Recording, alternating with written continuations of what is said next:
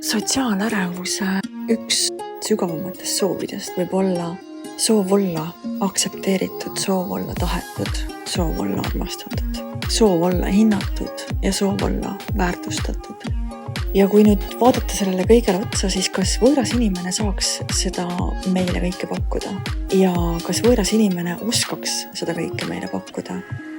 See vastus on ei. Ainus viis ja kõige parem lahendus selleks on seda kõike iseendale ise pakkuda. Ma olen täiesti okei. Ma olen täiesti normaalne. Ja ma olen täpselt samasugune nagu kõik teised. Ja ma ei ole halvem kui teised. Ja ma ei ole parem kui teised. Ma olen nagu kõik teised.